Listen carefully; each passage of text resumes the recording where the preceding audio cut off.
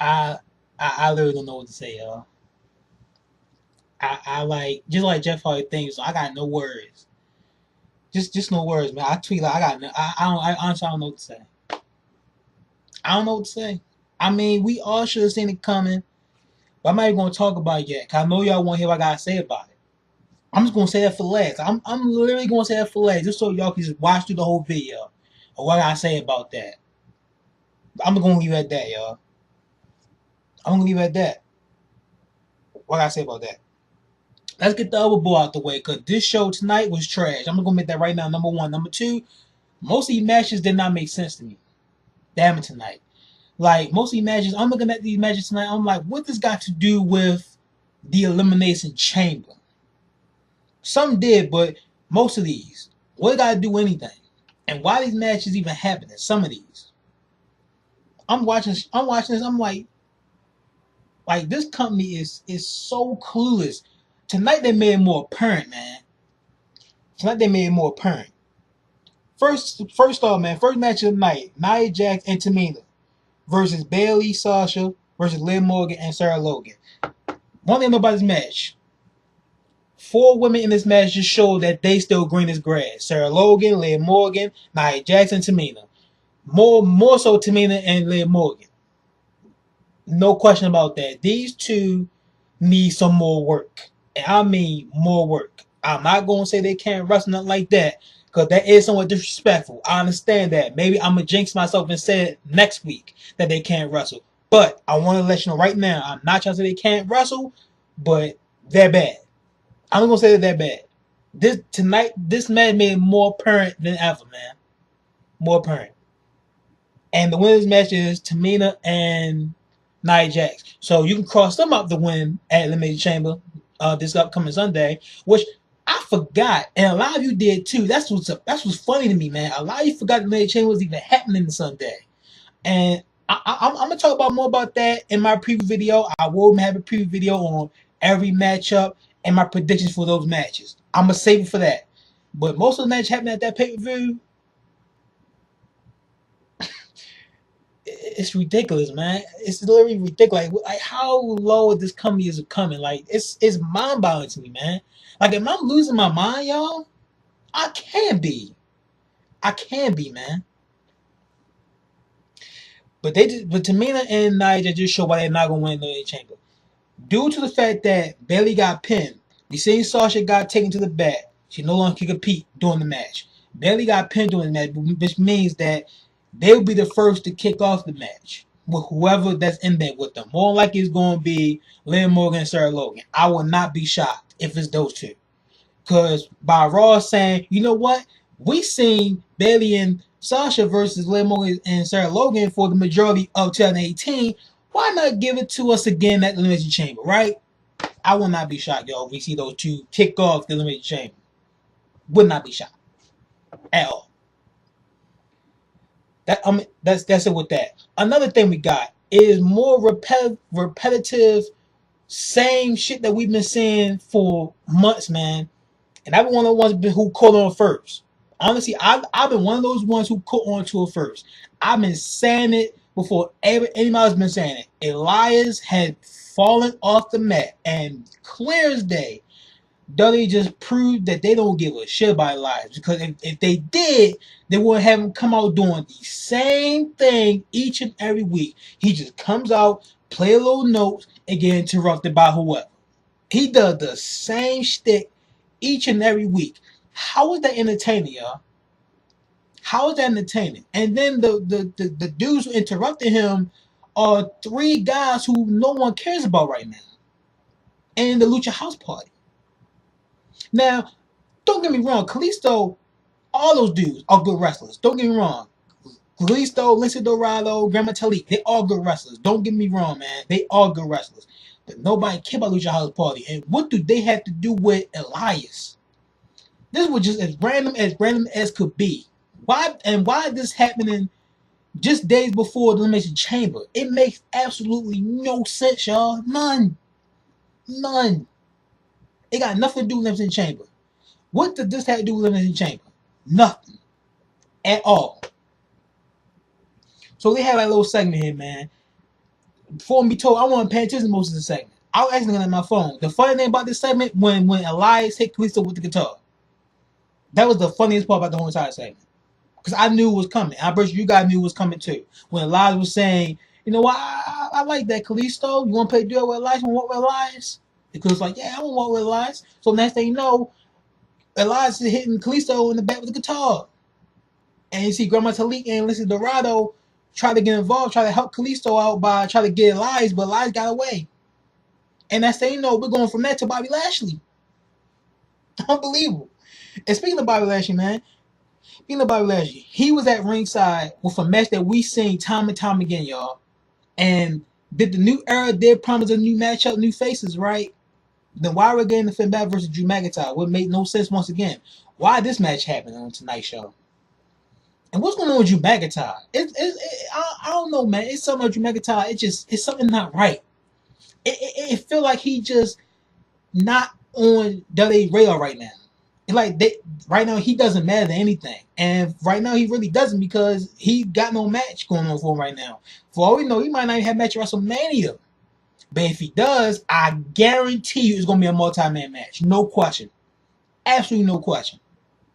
Because you know they're gonna find some way to get some of these guys on WrestleMania card that don't need to be on the card. Now I'm not saying about Drew McIntyre, but we're going to see a match at WrestleMania where we're going to look at either this guy or this guy and say, damn, he should not be on the card.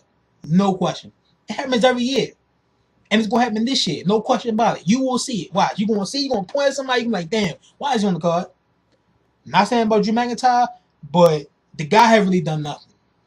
And he's not doing anything now. He's in a random match with Finn Balor that makes no sense. And this match turned to a 6-man tag with Kurt Angle, y'all. This is 2019, and they promise us new faces, new matchups, new era. It can't be if Kurt Angle is on Raw. That doesn't spell new era. No, don't get me wrong. They have done some new era type things, but under all that bubble, we're still living in the same propaganda that we always been living in, y'all. Just look at the signs. Kurt Angle should not be on television at all. That's not new era. Kurt Angle is the past. We want to see the future now. Don't get me wrong. I love Kurt Angle. But it's time for the future. So we got a match with Kurt Angle teaming up with Finn Balor and Braun Strowman. Don't get me started with Braun Strowman and Baron Corbin. Baron Corbin, Bobby Lashley, and Drew McIntyre. So the whole thing just turned into one big collage. We see I believe Leo Rush. Leo Rush got involved in the match with Finn Balor so many times that Finn Balor got back at him, got back at Lashley. Then Lashley just got involved in the match, turned no disqualification. So first, Finn Balor won by disqualification.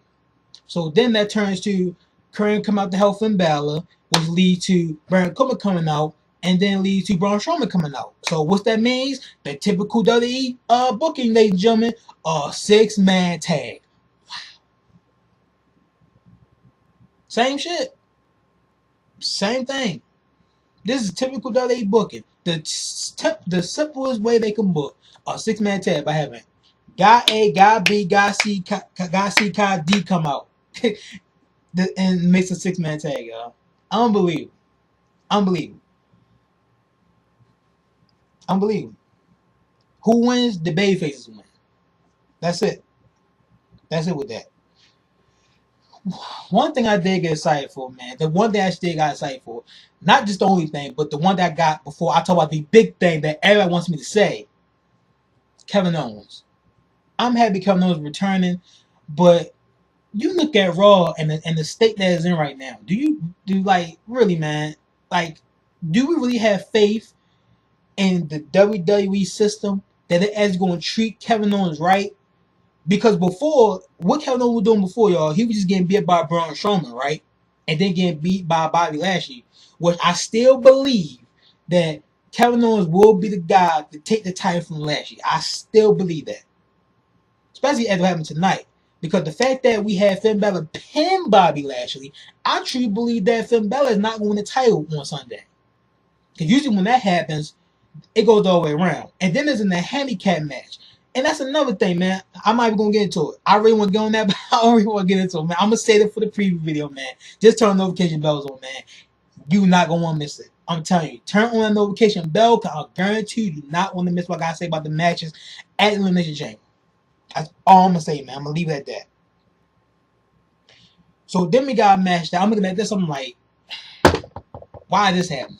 I did hit the table, y'all. We got Ruby Riott versus Nikki Cross. It sounded good on paper, yes. Don't get me wrong. But why this happening nights before Elimination Chamber? Just to build Ruby Riott some momentum in a match with Ronda Rousey, where we all know apparently she's going to lose.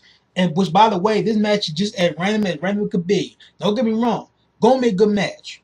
No question about that. But this is just as random could be. This made no sense to put the match in together to begin with. Just to get past to Ronda get the Mania. But why do we ride off with Nikki Cross? Nikki Cross just teamed up with Alicia Fox last week.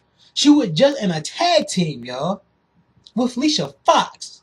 Now, they did the right thing by putting Alicia Fox away from Nikki Cross, because good dog, that would destroy Nikki Cross' whole momentum. But is it already destroyed at this point because she continued to lose? She just lost tonight to Ruby Riott, so how to make Nikki Cross look good, man? It really not. And she's still just opening up to the universe, man. Like, a lot of people do not know who Nikki Cross is. So if you have her continue to lose on television, how the fans get invested in this woman? I mean, really. I'm gonna be wrong. I know they said they invested already somewhat in a character and how she portrayed on television, but if you continuously have her lose, how good is gonna make Nikki Cross look, y'all? That's all I'm saying. It's not. No matter how you slice it, how you slice the bread, it's not gonna look good. It's not. The whole that get corrected very quickly. This is a pay-per-view quality match, man. Nikki Cross versus Ruby Riott sounds good on paper, but I don't understand why it's happening just days before the main chamber. Like, it makes no sense. It makes absolutely no sense, man. They could easily have Ruby Riott face someone like Mickie James or something, or Alexa Bliss. Get her in the ring if she can even. Well, I know she can wrestle because she did wrestle to qualify for the main chamber, but she lost somebody. But not Nikki Cross, man. That was the wrong move to make. That was the wrong move to make, WWE. Another thing, man. The promo between Seth Rollins and Paul Heyman. As far as Paul Heyman's standpoint on it, he ain't said nothing new, y'all. The same shtick. Spoiler alert. Brock did. Brock that.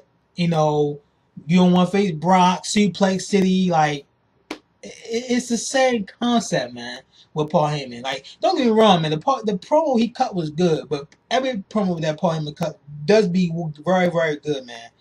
But when you hear him just say the same shtick every time, it gets uninteresting in a while, WWE. So they could have avoided this for sure. But the promo that Seth Rollins cut, as far as his side goes of things, somewhat was decent and some of it was great. You know what I'm saying? Like, it didn't really stand out, but it was good for what it was, man. It did what it had to do, because the build is, so we all know it's going to be trash. Because, I mean, really, Brock and I on the round to build towards the match. At this point, we're just waiting for the title to get taken off Brock Lesnar. Let's be real, y'all. The only reason why we're interested in this match, honestly, is to see Seth Rollins win the championship that he so rightfully deserved, number one. Number two, it get the title off Brock Lesnar. Everybody wins for that. Everybody wins. Like Seth said it so. Brock has been holding the title hostage for too damn long, man. The title's already garbage, y'all. It's been garbage. For how long now? Too long. So Seth going to win that title, and hopefully he can rectify it. I hope he can. I don't have faith that WWE can have him rectified, but I hope he rectifies it, man. And because Seth had the title, man, it's going to be all good again. It got to slowly build up to, let's say, it's going to take a while, y'all. A while for that title to feel important again. A while. And that's facts. I'm just spitting facts to y'all, man. That's a fact. It's going to take a while for that title to be relevant again. Just for the simple fact that you have Brock Lesnar hold that title for over 500 days, you got to make it seem like that title is your focus point and the main focus point. It's going to need a lot of time, effort, and creativity to make that title relevant again. Because right now, even after Seth wins the title, it would not be relevant. It won't be. It won't be. It takes time and effort. And for how these shows are being booked, they don't know how to put time and effort into things. They really don't. So I give no faith at all. No, none. Dean Ambrose versus EC3. Dean Ambrose win with a roll up. Who cares? Who cares, man? I honestly was playing Dudley Supercard during this match. The whole entire match. Honestly, then got the winner, heard his music, he wins. What he do? So this is typical 50-50 booking here. EC3 won last week. The Ambers won this week. I will not be shocked if we see this match on pre-show to have a third island. And EC3 might get that win there to finish the job. And then we might get that match again on Raw. I will not be shocked, y'all. I won't be. I'm pretty sure you guys won't be either. Let's continue. I'll continue on with this horrible show. Raw Tag Team Championship match. The Revival versus Ruth and Gable. Good match. Good match. And they did the right thing here, man. They gave the Revival the Tag Team Championship. Yes. Yes. Rejoice. They gave the Raw Tag Team Championship to the Revival. But they gave the championships to the Revival in a dead tag team division. Which means that you're not going to care and I'm not going to care. It was the right move, yes.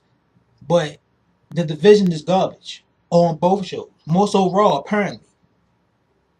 Who's next? Who's next in line? Because I'm pretty sure, I mean, more than likely, they might get a title back to Ruth and Gable for all we know in the rematch. Because I got a feeling they're going to do a rematch. Even though they did say that rematches don't count anymore. Now, we've seen it broken once, only one time. And that was with Nakamura and Rusev. Nakamura got a rematch back against Rusev. After Rusev took the title from Nakamura. That was the only time I do believe, correct me if I'm wrong, y'all, but that was the only time we seen that title got a rematch. Like that rematch call happened. Even though they said rematches is no more. They did say rematches is no more. And then we get that. So we shall see, man. It should be no Ruth and Gable, I know that much. Otherwise they broke it again. So who we gonna see now? So think about who we gonna see, y'all. The B team? Are we gonna see Heavy Machinery? I would like that, honestly. I think Heavy Machinery is slowly getting some momentum, man. Even though they haven't really won anything, but people have honestly been slowly loving Heavy Machinery, man. They love their characters. They love how they portray it, man. Their charisma. You know what I'm saying? They got some. They could be Heavy Machinery. Like if it's me, I'll go Heavy Machinery. That's just me, y'all. We shall see. Not right away though. Not right away though, but slowly build towards that. Have Machinery win some matches, build towards that big match with the Revival. That's how I'll book it right now, man. Because with AOP, I believe either Akam or Razor are hurt. I think Akam is hurt. And what else other team is there on Raw, honestly? I can't think of any right now. Like I said, we got B Team, we got who else is there? Heath Slater, Rhino, like I can't think of anybody else. That's how uninteresting and unqualified this division really is, man. It's garbage. This tag division of Raw is garbage. That's just a fact. It's a fact, man. Now, as I said all of that, now let's get to the nitty gritty. Ladies and gentlemen, the show kicks off with Becky Lynch, Triple H, and Stephanie McMahon. They apologize to Becky Lynch after what happened on Raw and SmackDown with the punch she gave to Stephanie and the slap she gave to Triple H. Alright? So, we get to this Monday Night Raw. This kicks off the show, y'all. We get to this Monday Night Raw, and they want Becky Lynch to apologize for what she did with the punch and the slap. So Becky Lynch just straight flat out said, absolutely hell to the no, I'm not apologizing for that. So Seth McMahon and Triple H gave her ultimatum. If you don't apologize for the end of this night, you will not get your mess WrestleMania with Ronda Rousey. Simple as that. Done. Now at that point, right then and there, I would straight apologize. If I'm Becky Lynch, I would honestly just apologize, even if I didn't even mean it. I would just apologize, and that's it right, end it right there. Like, at this moment, they're making Becky Lynch to a crybaby. Saying, no, I don't want to do this. No, I don't want to do that. I don't want to go see the doctor. You know what I'm saying? I don't want to apologize. Like, you know what I'm saying? Like, I'm sitting there watching. I'm disgusted by this, man. I'm watching that and I'm disgusted. How is she even being portrayed right now? She could have just simply said, I'm sorry. And probably this whole mess never even happened. Even though it's booked that way. Because simply say, I'm sorry, and that's it. I'm not blaming this on Becky Lynch at all, y'all. I'm just saying. She goes, simply say I'm sorry, and we got the match. Simple as that. Okay, plain as day. Boom. So, during the night, we seen Becky Lynch get advice from certain superstars. We see it with Finn Balor, which a lot of you ooze off of for some reason, which I don't understand, but let me know in the comment section why you oozing out that, y'all. We got a moment with also Alexa Bliss with definitely random. I didn't expect that at all. Who else brought up the Becky Lynch, man? That's all I remember. I know it was more, but that's all I can remember, man. So I apologize if I forgot anybody else. You know what I'm saying? But that was about it, I believe. And that was it. Like I said, we can see moments of just, and I believe it was Charlie Caruso, if I'm not mistaken, y'all. Charlie Caruso as well appeared on front of it as well. So that was it, man. We seen a lot of superstars come to Becky Lynch, just giving them advice. So then we get to the end game, y'all. And that's where the whole thing took off. So then we get Becky Lynch going down to the ring. Then we get Troy Stephanie McMahon coming down. Becky Lynch, after all the talk, she just simply said, I'm sorry. So Troy Stephanie McMahon say, you know what? You say you apologize, we give you a match at WrestleMania. And basically, that's it. That's simple. Yup, that's simple. So at this point, I'm sitting there saying, ain't no really choking in like that, y'all. So I'm thinking at this point, Ronda Rousey's going to come out and look Becky Lynch face to face, eye to eye, and just say whatever she got to say. And so she did. She did come out, yes. But what happened after that, I did not expect. I did not expect, man. At the moment when we heard Vince talk on the mic, we all just our heart just stopped. At that point, when Vince just spoke, our heart stopped. Because at that point, we all knew at that point what was coming next. We were all waiting for it, man. We all just anticipated when is it going to happen. When are they going to finally get Charlotte into this match? We all were scared that it was going to happen. So most of us didn't want the match to happen with the whole triple threat. We didn't want to see it, y'all. But the unthinkable happened on this night, on one of the worst Raws. On this night, Vince said, you know what? You're not the man, Becky. I am. You think you're bigger than WWE, but you're not. So you know what? I'm going to spin you for 60 days. And not only that, you're not competing at WrestleMania anymore. Charlotte is. Randomly out of nowhere, just like that. In the blink of an eye. Charlotte now in the main event WrestleMania. Charlotte in the main event WrestleMania, y'all. I did not stutter. Charlotte Flair is in the main event WrestleMania against Ronda Rousey. That's the match right now. Charlotte versus Ronda Rousey at WrestleMania. Becky Lynch is out. Now, we all know she's going to find her way in there, but it's going to eventually be a triple threat. I don't know where to begin with this. Where should I start? Where should I start, y'all?